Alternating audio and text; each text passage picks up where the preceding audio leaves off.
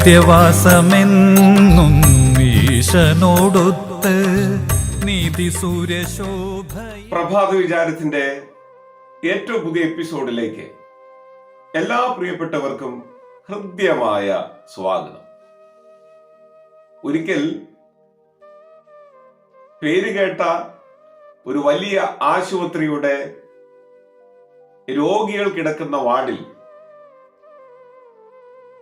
2 രോഗികൾ ആശുപത്രിയിൽ വന്ന് പല പ്രാവശ്യം കണ്ട് സംസാരിച്ച് അവർ ഉറ്റ ചങ്ങാതിമാരായി തീർന്നു. അവരുടെ രോഗവിവരങ്ങൾ, ജീവിതത്തിന്റെ സാഹചര്യങ്ങൾ, കുടുംബ പശ്ചാത്തലങ്ങൾ എല്ലാം പരസ്പരം പങ്കുവെച്ച് അവർ ഉറ്റ ചങ്ങാതികളായി തീർന്നു.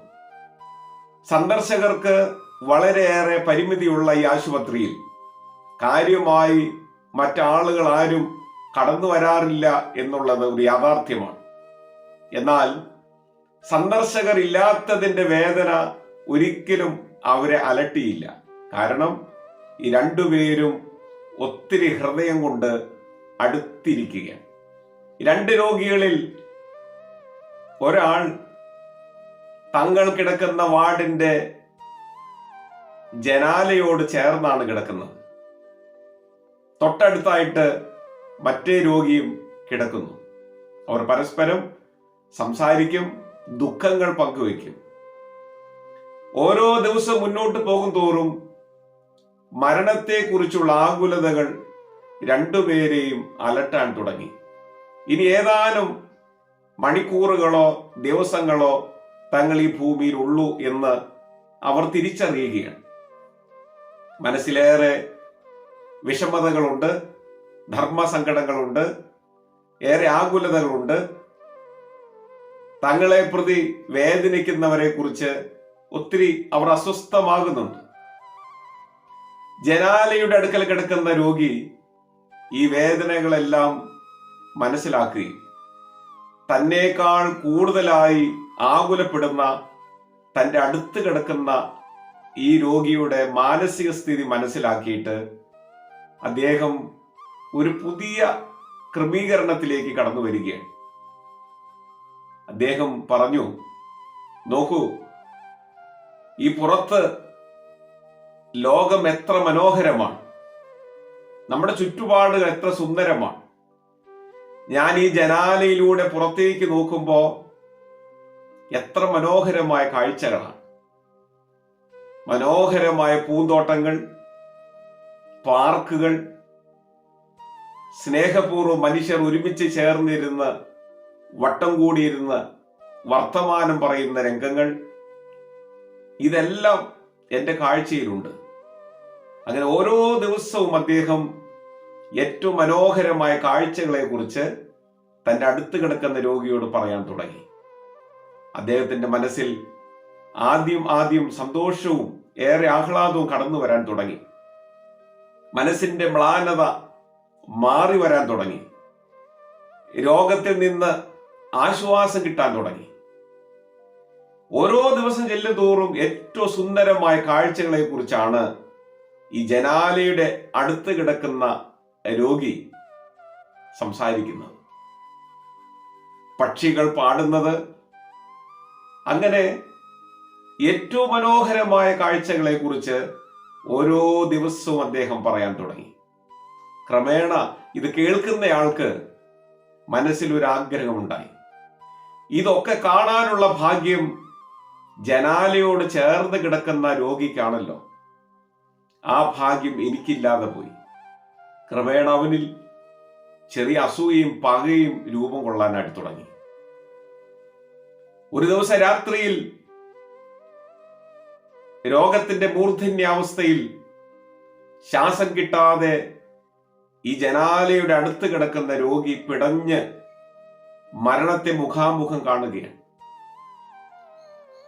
2 പേരുടെ അടുത്ത് ഡോക്ടർമാരെ നഴ്സുമാരെ വിളിക്കുന്നതിനുള്ള അലാം വെച്ചിട്ടുണ്ട്. ആ സ്വിച്ച് ഒന്ന് അമർത്തിയാൽ സഹായത്തിനായിട്ട് അവർ ഓടി വരും. എന്നാൽ തന്റെ സുഹൃത്ത് ശ്വാസം കിട്ടാതെ പിടയുന്നത് കണ്ടിട്ടും ആ അലാം അമർത്താതെ അവൻ മരിച്ചാൽ അവന്റെ സ്ഥാനത്ത് എനിക്ക് കിടന്ന് ഈ പ്രപഞ്ചത്തിന്റെ സുന്ദര കാഴ്ചകൾ കാണാമല്ലോ എന്ന വ്യാമോഹത്തിൽ അദ്ദേഹം ഇങ്ങനെ കാത്തിരിക്കുകയാണ്. മണിക്കൂറുകൾ കഴിഞ്ഞു. തൊട്ടടുത്ത് കിടന്ന സ്നേഹിതൻ ശ്വാസം കിട്ടാതെ അദ്ദേഹം പിടഞ്ഞു മരിച്ചു. അവന്റെ മൃതദേഹം ഏറെ വേദനയോടെ അവിടെ നിന്ന് മാറ്റി. അപ്പോൾ ഈ രോഗി പറഞ്ഞു, ആ കട്ടിലിൽ എനിക്ക് കിടക്കാനായിട്ട് അനുവാദം തരണം. ഒട്ടും വൈമനസ്യം കൂടാതെ ഡോക്ടർമാർ അതിനെ സമ്മതിച്ചു. ഈ മനുഷ്യനെ ആ ജനാലയുടെ അടുത്തുള്ള കട്ടിലിലേക്ക് മാറ്റിക്കിടത്തുകയാണ്. അദ്ദേഹം ആ ജനാലയിലൂടെ ആകാംക്ഷയോടെ പുറത്തേക്ക് നോക്കി. ഈ മനോഹരമായ പ്രപഞ്ചത്തിന്റെ സുന്ദര കാഴ്ചകൾ കാണാൻ അദ്ദേഹം വെമ്പൽ കൊണ്ടു.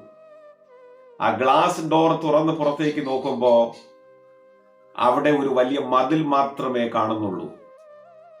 കല്ലുകൾ ഇടിഞ്ഞ് നാശോന്മുഖമായ ഒരു മതിൽ മാത്രം അദ്ദേഹത്തിന്റെ ദൃഷ്ടിയിൽപ്പെട്ടു. അദ്ദേഹം ജീവിതത്തിൽ ആദ്യമായി അന്ന് തകർന്നുപോയി.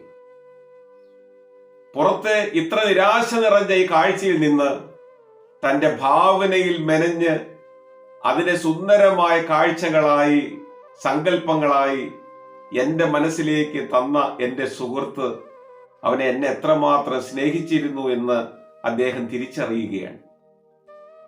എന്റെ രോഗത്തിന്റെ അസ്വസ്ഥതകളിൽ, എന്റെ ആകുലതകളിൽ, അസഹനീയമായ വേദനയിലൊക്കെ എന്നെ ആശ്വസിപ്പിക്കുന്നതിന് വേണ്ടി അവൻ മെനഞ്ഞുണ്ടാക്കിയ ചില കഥകളായിരുന്നു, ചില കാഴ്ചകളായിരുന്നു അവൻ എനിക്ക് പങ്കുവെച്ച് തന്നത്. അതിനെ തിരിച്ചറിയാനാകാതെ മരണത്തിലേക്ക് പറഞ്ഞയക്കാൻ ഞാൻ കാരണമായി തീർന്നല്ലോ എന്നോർത്ത് അദ്ദേഹം തകർന്നുപോയി.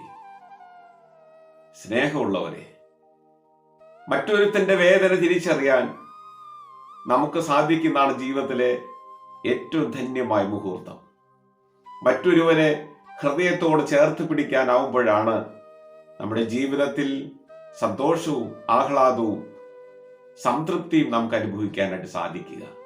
എന്നാൽ പലപ്പോഴും ജീവിതത്തിൽ അവരന്റെ ഹൃദയ നൊമ്പരങ്ങളെ തിരിച്ചറിയാതെ, അവനെ മനസ്സിലാക്കാനാകാതെ നമ്മളെല്ലാം നിഴൽ നാടകം കളിക്കുകയാണ്. സന്തോഷവും സന്താപവും ഒരുപോലെ തിരിച്ചറിയാനാവുക മനുഷ്യന്റെ വിശേഷപ്പെട്ട ഗുണമാണ്. കാര്യങ്ങൾ അറിയാതെ പഴി പറയാനും യാഥാർത്ഥ്യമെന്തെന്ന് തിരിച്ചറിയാതെ മറ്റുള്ളവരെ തകർക്കാനും നമ്മുടെ ഹൃദയത്തിൽ ഗൂഢാലോചന ഉണ്ടാകുമ്പോൾ ഓർക്കുക, സത്യം നമ്മുടെ ചിന്തകളെക്കാളും നമ്മുടെ നിലവുകളെക്കാളും ഏറെ ദൂരത്താണ്. അതുകൊണ്ട് യാഥാർത്ഥ്യം എന്തെന്ന് തിരിച്ചറിയാൻ, സത്യത്തെ മനസ്സിലാക്കാൻ നമ്മുടെ മനസ്സിനെയും നമ്മുടെ വിവേകത്തെയും കൂടുതൽ കാര്യക്ഷമമാക്കി തീർക്കാൻ കഴിയണം. എല്ലാ പ്രിയപ്പെട്ടവർക്കും മനോഹരമായ ഒരു പ്രഭാതകാലവും സന്തോഷവും സമാധാനവും നിറഞ്ഞ ഒരു അനുഗ്രഹീത ദിനവും ആശംസിക്കുന്നു. ദൈവം നമ്മെ അനുഗ്രഹിക്കട്ടെ. എവിടെ തുടങ്ങണമെന്നതറിയില്ലെന്റെ ഹൃദയം നിറഞ്ഞു കവിയുന്നു. ഇവിടെ ഈ ജീവിത സായന്തനത്തിൽ ഞാൻ വെറുതെ തിരിഞ്ഞു നോക്കുമ്പോൾ അറിയുന്നു എത്രയോ പേരെന്റെ ജീവിത വഴിയിൽ പ്രകാശം ചൊരിഞ്ഞു. സഫലമെൻ യാത്രയ്ക്കു പൂർണ്ണതയേകിയ സകലർക്കുമെൻ നമോവാകം. സഫലമെൻ യാത്രയ്ക്കു പൂർണ്ണതയേകിയ സകലർക്കുമെൻ